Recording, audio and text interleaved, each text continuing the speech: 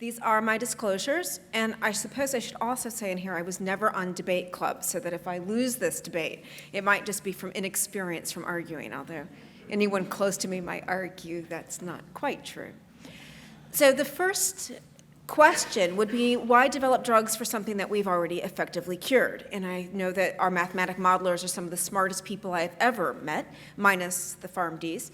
And some sitting very close to me. However, I would say that we know that there are some artificial assessments in here, right?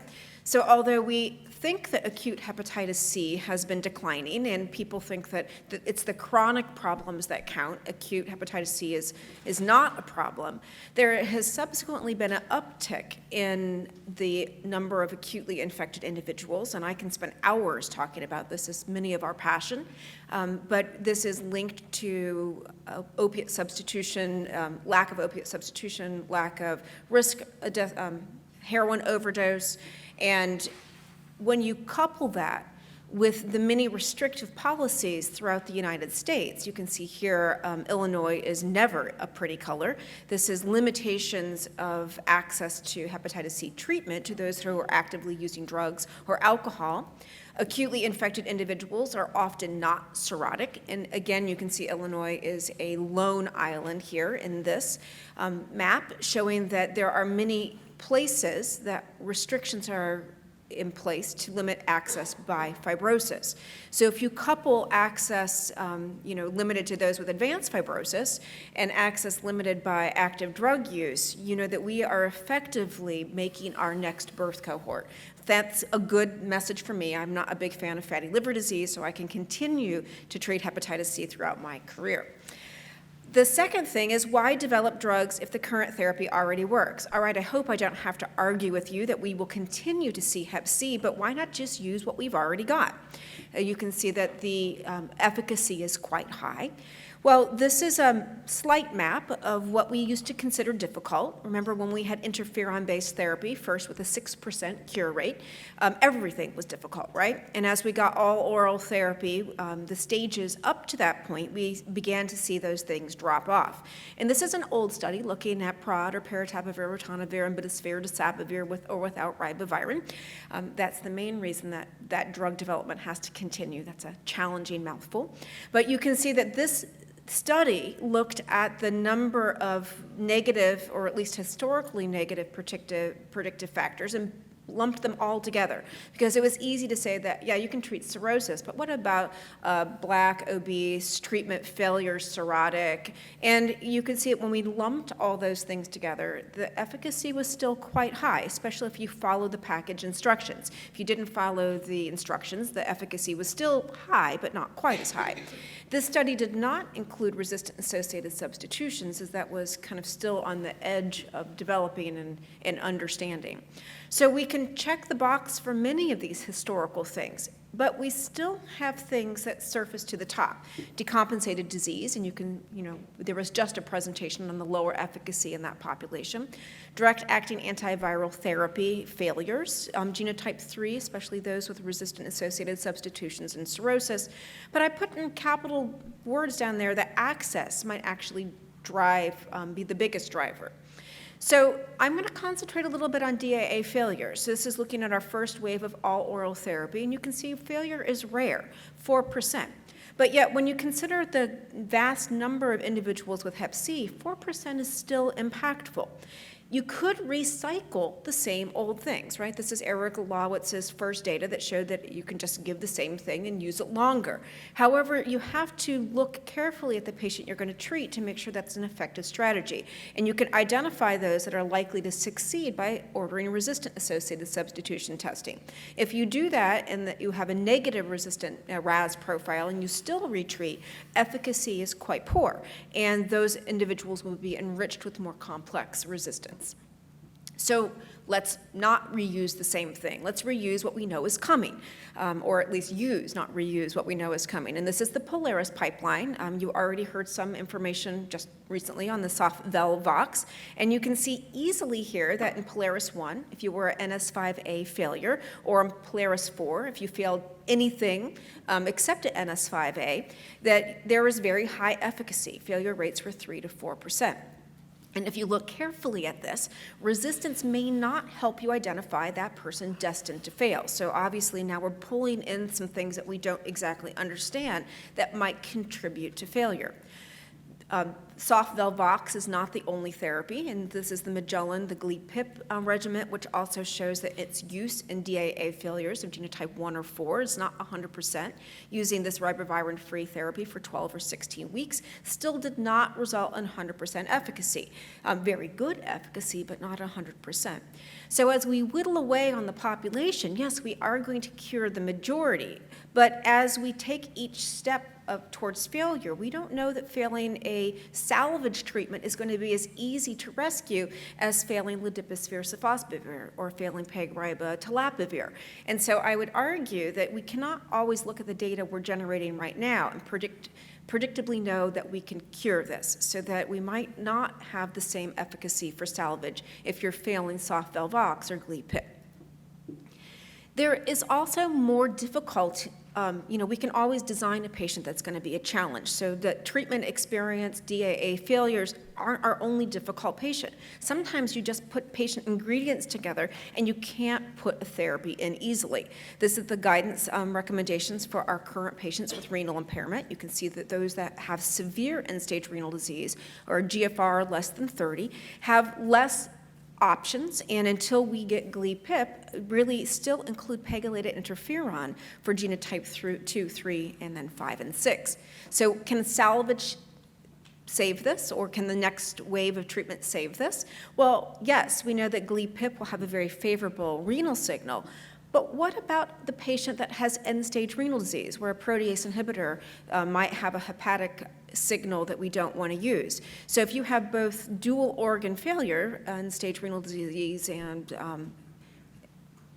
decompensated cirrhosis or advanced cirrhosis, yes, you could argue that that patient might not actually have an advantage by being cured. Maybe that person's going to do so poorly that you just don't have to worry about treating them. But you cannot design a regimen with your current or next wave generation ingredients that's going to be an effective and safe option for them.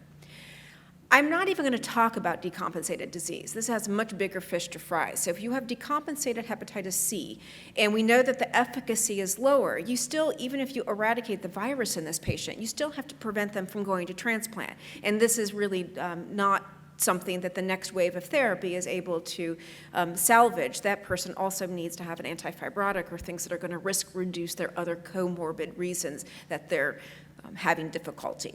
So we're just putting that one's going to continue to be a problem until we can prevent a patient from decompensating ever. Well, we also know that there's a lot more than just plain old experienced treaters. There's a lot of people in the room and in the world that are treating Hep C, and we have a lot of experience with this. It's going to be hard to outsmart us, right? But unfortunately, the patients are migrating away from our institutions.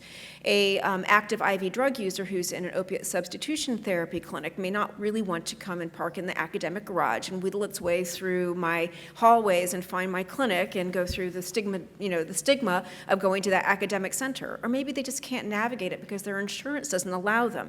So as our population changes, our treater population is also going to change.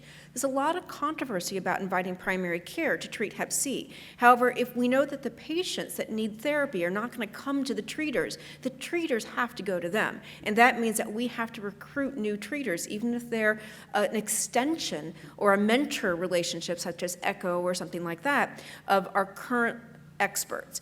And so you can see here the underinsured, marginal medical literacy, these things are all going to contribute not only to the patient population, but also to those that treat. So Hep C therapy has to move to their medical home. How do you do that? Well, you can't expect the person to do something particularly sophisticated if they've got a lot of other things to do. This is no means to say that a person who is in FQHC cannot figure out Hep C therapy. It's just they have a lot of other things on their plate to be able to have to go through sophisticated algorithms, or maybe they won't have access. So we can't really decrease toxicity significantly. We're not going to be able to improve efficacy, but we can simplify. And this is where our drug development goes. It goes on looking at shortened therapy and shortened and one-size-fits-all rules. And you can see from my Dr. Seuss borrowing that if you want to be like everybody else, that's pretty easy, right? One niche Wearing one star is is the designer wear for everybody. It's simple, it's independent of patient and viral characteristics. It's not risk-free. You know that we might miss cirrhosis. You might give something to someone who's got renal insufficiency or decompensated disease because you didn't recognize that. But it's about as foolproof as it comes. If you want to make something ultra short, so I've heard arguments that a IV drug user isn't going to be adherent for 8 weeks, and maybe you need to give them a 4-week therapy. We can find someone that can get away with treatment for a month, but you're going to have to really look closely at that patient: cirrhosis status, genotype, subgenotype, viral load, resistance, DDIs, observed therapy, so that sometimes short isn't always simple. So access, though, is going to drive all of this and is probably a component of the argument I just made. In order to be cost effective, which helps access, you have to be confident that you can shorten your therapy, right? Because shortening therapy lowers price. I'm going to walk you through a clinical question that isn't really a question anymore, and that's: does 8 weeks of ladipasvir sofosbuvir achieve high SVR rates comparable to ION 3? And if it does, are we doing that? And I'll go through this quickly. The first thing is our guidelines, whether you're a European or whether you're American, do advocate using 8 weeks for some patients, not all, but some. And you can see that in the ASLD guidelines, they pull out African Americans, which are not in Europe, okay? So that don't ask why the EASL guidelines don't identify African Americans as an inappropriate population. You can argue whether African Americans might have the same efficacy, but currently our guidelines still highlight them. Not meant for cirrhotics, not meant for high viral load. They're really following some of the same established instructions.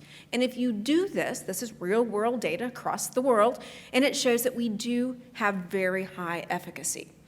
But when you look at something like Target, you can see that 87% of patients in this Target population were genotype 1, treatment naive, non-cirrhotic with low viral load, and 35% of them received an 8-week therapy. What does that mean? It means that the 35 that did might have had a payer make the prescriber do that. The rest of us don't want to give 8 weeks. So you've got to get a provider convinced that an 8-week therapy is going to offer the same benefit as a 12-week therapy. And we can see from our current data that that isn't quite there yet, or at least not there for ladipasvir sofosbuvir.